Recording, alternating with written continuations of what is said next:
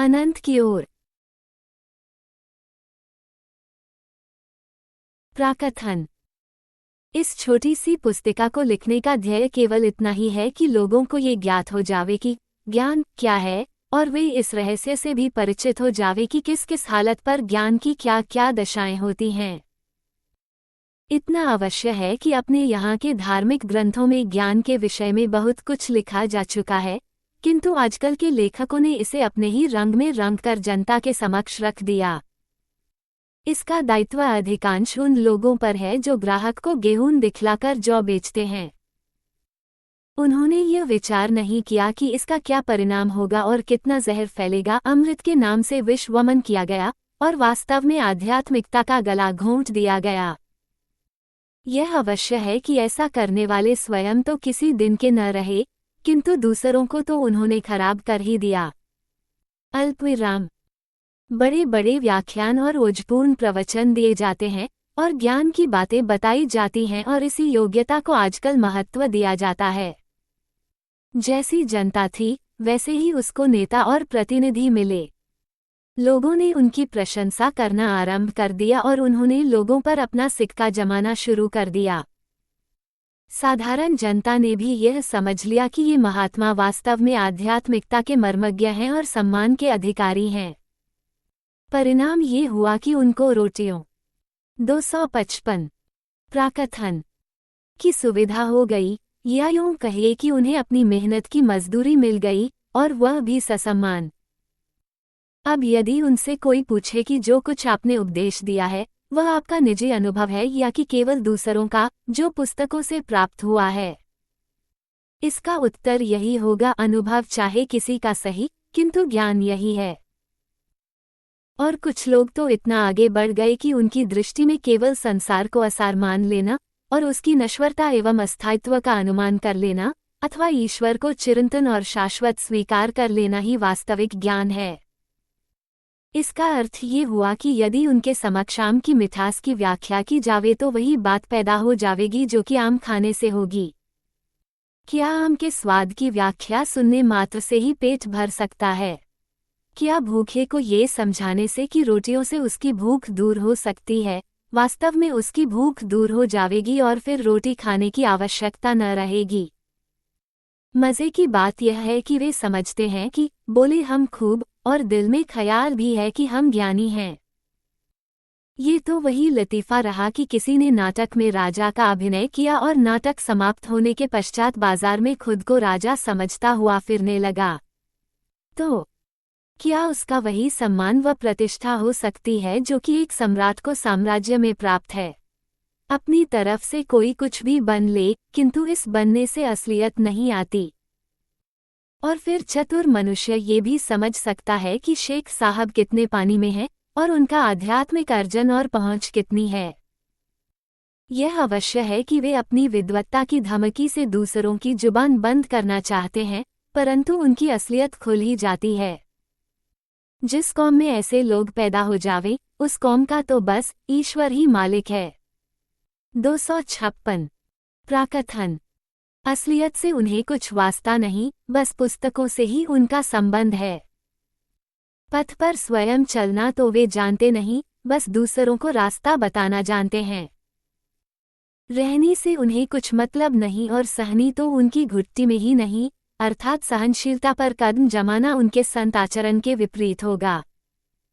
सेवा लेना तो वे अपना स्वत्व समझते हैं और सेवा करना उनकी बुद्धि के लिए महत्वहीन है। जैसे कि ज्ञान का इन वस्तुओं से कोई संबंध ही नहीं है। वह ज्ञान तो चंचल व्यक्तियों के लिए एक किताबी लहर है और उनका कार्य केवल इतना है कि उस लहर का प्रवाह जनता की ओर मोड़ दें।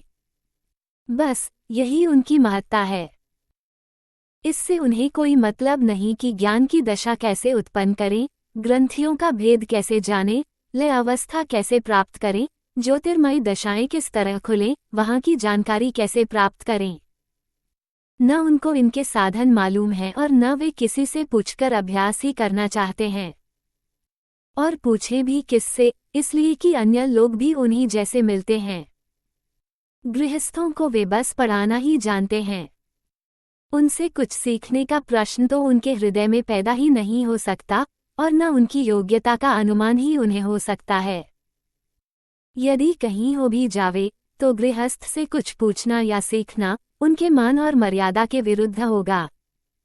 इसी अहंकार ने उनका तख्ता पलट दिया, केवल ध्वजा शेष रह गई। जब ये हाल हुआ तो उसी के अनुरूप चीजें पैदा होने लगीं। हर चीज भद्दी पड़ गई और भद्दा असर ही उनमें से निकलने लगा। योग की वास्तविकता लुप्त हो गई। ज्ञानी बनने के लिए रटना शुरू कर दिया और इसी को पूर्ण समझकर दूसरों को बताने लगे। वे वास्तविक तत्व से अपरिचित ही रहे, यहाँ तक कि असल की नकल भी न कर सके, बल्कि उसके विरुद्ध बातें ही विचार में आने लगीं और वे वही सिखाने लगे। यदि भक्ति की ओर झुक गए तो मानवीय 257 प्राकथन गुणों का चमत्कार दिखाने लगे और कहीं ज्ञान पर आ गए तो उनकी स्वेच्छाचारिता अपने नग्न रूप में सामने आ गई। उन्होंने अपने भीगे हुए दामन से वही निचोड़ा जिससे वह तर था, अर्थात दूसरों को उनसे वही विकार प्राप्त हुए जो उनमें विद्यमान थे। जन साधारण ने उनके सरल नियमों को अपने हृदय में स्थान दिया और उस दशा पर आ गए जो वस्तुतः अत्यंत विकृत थी। हम उन्हीं साधनों का उपयोग कर रहे हैं जो ज्ञान प्राप्ति के विरुद्ध हैं, किंतु ज्ञानी होने का घमंड बाकी है। कोई कुछ भी कहे किंतु उन्हें उसकी चिंता क्या, उनका प्रयोजन तो बस उसी से है जो कुछ वे कह रहे हैं। दूसरों को वे इतना अधिकार भी नहीं देते कि वे उन्हें ठीक बात बता दें, क्योंकि वे तो खुद को पूर्ण समझते हैं, इसलिए वे मानते हैं कि उन्हें ऐसा कहने का पूर्ण अधिकार भी है। नियति नेचर कहाँ ले जाना चाहती है इसकी उन्हें खबर नहीं, इसलिए कि वहां तक उनकी पहुंच नहीं। न वे ये जानते हैं कि उन्हें अब संभलना चाहिए। जिन स्थितियों का वर्णन इस पुस्तक में हुआ है, यदि कोई उन पर अधिकार पा ले तो वह वास्तव में ज्ञानी कहलाने के योग्य है। जब उससे आगे बढ़ जाए तो गुरु बनने का अधिकारी है, और जब उससे भी आगे बढ़ जाए, जहां कोई बिरला ही पहुंच पाता है, तो उसके लिए उपयुक्त शब्द सद्गुरु ही हो सकता है। इसके पश्चात कोई ऐसा रहस्य शेष नहीं रह जाता कि जिसका ज्ञान उसे न हो जावे। मैंने ये पुस्तक किसी पर आक्षेप करने के विचार से नहीं लिखी है, अपितु इसलिए कि इससे तथाकथित ज्ञानियों को अहंकार से छुटकारा मिल जावे और असलियत में उनका ठहराव हो जावे, और जमाना बदलने या अच्छा जमाना लाने में वे सहायक हों। ईश्वर करे ऐसा ही हो। जमाना तो सुधर कर ही रहेगा, किंतु अच्छा तो यही होता कि उसमें ऐसे लोगों का भी कुछ हिस्सा हो जाता। रामचंद्र 258 लेखक 2 शब्द। शाहजहांपुर निवासी श्री रामचंद्र जी महाराज की कृति अनंत की ओर की यह भूमिका लिखने का आमंत्रण मैंने अत्यंत विनीत भाव से ही स्वीकार किया। जब मैंने पुस्तक की पांडुलिपि पढ़ी तो यह अनुभव किया कि वास्तव में संसार को इस पुस्तक का परिचय देने की पर्याप्त योग्यता मुझमें नहीं है, किंतु उनकी हार्दिक इच्छा थी कि मैं हर हाल में ये कार्य करूं, अतः मैंने इसे स्वीकार किया। श्री रामचंद्र जी महाराज मानव जाति के उन श्रेष्ठतम वर्तमान गुरुओं में से एक हैं। यदि उन्हें सर्वश्रेष्ठ कहने में कुछ संकोच हो, जो योग्य जिज्ञासु आत्माओं को अत्यंत पुरातन काल के नितांत गूढ़ योग मार्ग की शिक्षा दीक्षा उन्मुक्त रूप से प्रदान कर रहे हैं। उनके श्रेष्ठ सद्गुरु फतेहगढ़ निवासी समर्थ गुरु श्री रामचंद्र जी ने उन्हें परमपद की ऋजु संप्राप्ति के मार्ग की शिक्षा दी थी, और वास्तव में उन्हें पूर्ण योग की अत्यंत उत्कृष्ट एवं अंतिम अवस्था प्रदान की थी। इस योग का सबसे महत्वपूर्ण अंग ऐसे गुरु का सर्वोत्कृष्ट कार्य है जिसने वह उच्चतम अवस्था प्राप्त कर ली हो जिसे अनंत, असीम अथवा परमपद की संज्ञा प्रदान की जाती है। ये दुख का विषय है कि दार्शनिक लोग असीम की बात तो करते हैं, किंतु उसकी प्राप्ति के प्रयास से विचित्र बौद्धिक पलायनों द्वारा तुरंत विरक्त हो जाते हैं और वेदांत श्रुति का उद्धरण देते हैं कि 259 2 शब्द। वहां से वाणी लौट आती है, मन लौट आता है, इंद्रियां लौट आती हैं, न वाक् गच्छति न मनः, अथवा न तत्र सूर्यो भाति न शशांक आदि। अवर्णनीय होते हुए भी उसका साक्षात्कार उसी परमात्मा की अनुकंपा द्वारा प्राप्त किया जा सकता है, क्योंकि ये देवाधिदेव अपनी आकृति अपने द्वारा वर्ण किए हुए व्यक्ति को प्रदर्शित करता है। तनु स्वम विवृणुत। इस योग राजयोग के अभ्यास में प्राप्त होने वाले उन अनुभवों की प्रगति का अंतर्दृष्टि मूलक विवरण श्री रामचंद्र जी महाराज ने दिया है, जो आत्मा को विभिन्न स्कंधों में उत्तरोत्तर उत्क्रमण करने पर प्राप्त होते हैं। परमतत्व की ये भूमिकाएं अथवा स्कंध उसकी प्रत्येक विशेष किरण अथवा आत्मा के लिए सृजनात्मक अवतरण की प्रक्रिया द्वारा ही निर्मित हो गई हैं, और इस प्रक्रिया में आत्मा ने जिन अनेक अनुबंधों अथवा ग्रंथियों अथवा स्तरों का निर्माण किया, उनमें से प्रत्येक के अपने विशिष्ट विधान और रूप विकसित हो गए, जो बंधन और दुख का कारण बने। जिस आत्मा ने इस प्रकार अपने अवतरण का निर्माण किया, उसका पुनरावर्तन अर्थात पुनरागमन के लिए प्रयत्नशील होना अनिवार्य ही है। अवतरण के सोपानों स्कंधों की चेतना विस्मृत हो जाने के कारण आत्मा के लिए यही मार्ग अवशिष्ट रह जाता है कि वो किसी ऐसे की खोज करे जिसे न केवल इन सोपानों का ज्ञान प्राप्त हो, अपितु जो स्वयं परमपद से आगे पहुंच चुका हो और दूसरों को यौगिक प्राणाहुति द्वारा एक स्कंध से दूसरे स्कंध तक ले जा सके, क्योंकि किसी ऐसे व्यक्ति के विषय में सदैव गंभीर संदेह बना रहेगा जिसने थोड़ी दूर तक उत्क्रमण तो किया हो, किंतु अस्तित्व के किसी ऐसे उच्चतर अनुबंध ग्रंथि में उलझ गया हो, जो उसे उच्चतर वृत्त अथवा चक्र में केवल घुमा रहा हो, भले ही वह वृत्त अथवा चक्र हमारी मानवीय स्थिति से कितना ही आगे क्यों न हो। 260 दो शब्द। श्री रामचंद्र जी की सूक्ष्म एवं सुस्पष्ट दृष्टि यह बतलाती है कि इन अनुबंधों ग्रंथियों के वास्तविक स्वरूप को समझकर उनका अवशेष विलन एवं उससे उच्चतर प्रकार की सारूप्यता और सायुज्यता प्राप्त करके उन ग्रंथियों का अविलंब अतिक्रमण किया जाना चाहिए। इन अनुबंधों ग्रंथियों अथवा अस्तित्व के वृत्तों के अतिक्रमण की विधि, और जिस आनंद ने पहले अवतरण का निर्माण किया था और अब उत्क्रमण में सहायक हो रहा है, उसकी विभिन्न प्रकार की अनुभूतियों के वर्णन की मौलिकता सर्वथा नवीन पद्धति प्रस्तुत करती है, जिससे अब तक का दुष्प्राप्य योग साहित्य नितांत अपरिचित रहा है।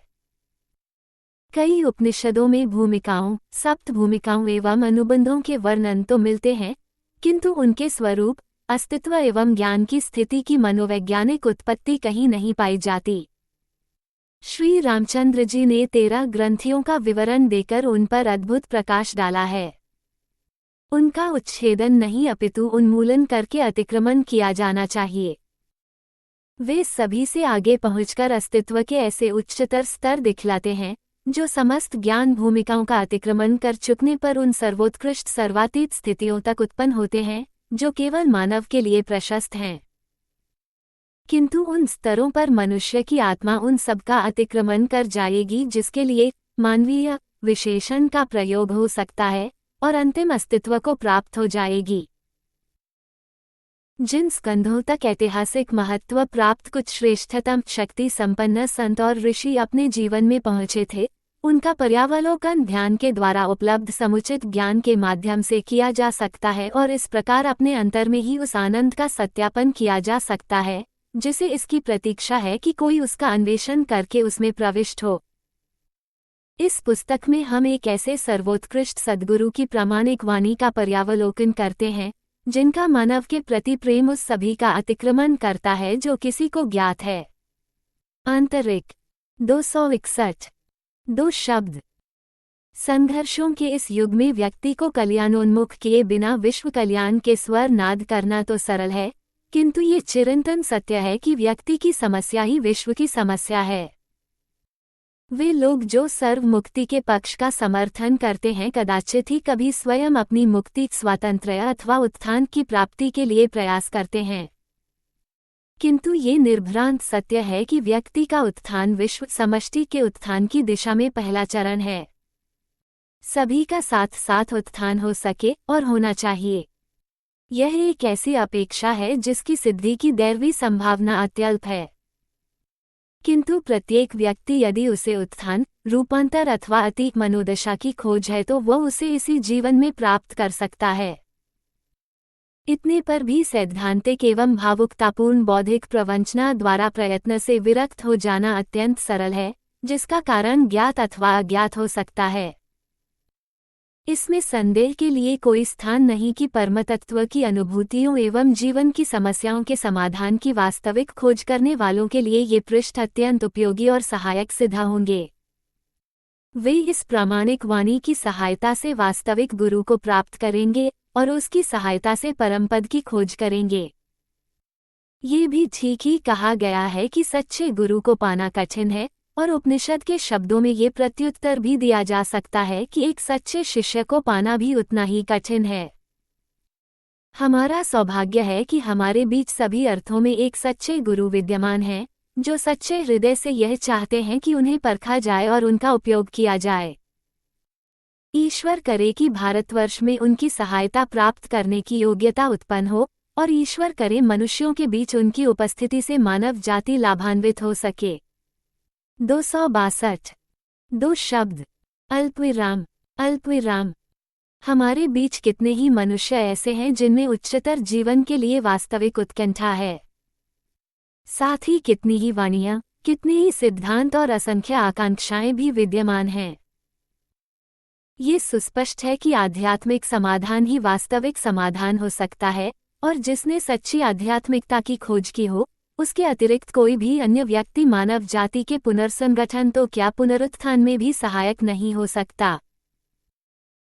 अतः ये स्पष्ट ही है कि आध्यात्मिकता के क्षेत्र में भी जो निम्न कोटि की वाणियां सुनाई पड़ती हैं, जो आध्यात्मिकता के आभास से स्वर प्रस्तुत करती हैं, उदाहरणार्थ मानवतावाद एवं जीवकारुण्यवाद इत्यादि, वे आध्यात्मिकता की अभिव्यंजना मात्र ही हैं, किंतु स्वयं आध्यात्मिकता नहीं है। हमें तो उस असलियत तक पहुंचना है जो नितांत खरी आध्यात्मिकता हो, क्योंकि वर्तमान युग पिछले किसी भी युग की अपेक्षा अधिक जटिल है, जिसमें सारे संसार के मनुष्यों को समस्त अभिवृत्तियों में पूर्ण रूपांतरण की अपेक्षा है। सच्ची आध्यात्मिकता ही संसार में सच्ची एकता उत्पन्न कर सकती है। अन्य सभी अंतर्राष्ट्रीय एवं अंतर्जातीय सहकारिता के उद्योग मानवता की समस्या के केंद्र बिंदु को कदापि स्पर्श नहीं कर पाते हैं। अतएव गंभीर प्रकृति के मनुष्यों का ये परम कर्तव्य हो जाता है कि वास्तविक एवं अंतिम वस्तु की खोज करें। कोई यह न समझे कि हम मनुष्यों को आदि एवं मूल पदार्थ में बदल देना और उन्हें सदा के लिए उसी में विलीन कर देना चाहते हैं। इसके ठीक विपरीत ऐसा प्रतीत होता है कि हमें सर्वमुक्ति स्वातंत्र्य कदापि नहीं प्राप्त हो सकती, जब तक कि हम में से प्रत्येक उस अंतिम स्थिति के अनुभव और ज्ञान की पुनर्प्राप्ति न कर ले। इसका यह अर्थ कदापि नहीं कि मुक्ति प्राप्त हो जाने पर व्यक्ति सृजन की किरण का अवसान हो जाएगा, क्योंकि ऐसी अवस्था में संसार दीनतर रह जाएगा और ईश्वर लीला की किरण से रहित हो जाएगा। अतएव श्री रामचंद्र जी ने ये पुस्तक संसार को व्यक्ति की परिपूर्णता और साक्षात्करण की आतुरता के भाव से ही प्रेरित होकर में 263 दो शब्द प्रदान की है। ईश्वर करे कि वे युगों की अभिलाषा की परिपूर्णता को देखने के लिए पर्याप्त समय तक जीवित रहें। के.सी. वरदाचार्य M.A. Ph.D. रीडर दर्शन विभाग, श्री वेंकटेश्वर विश्वविद्यालय, तिरुपति, दक्षिण भारत।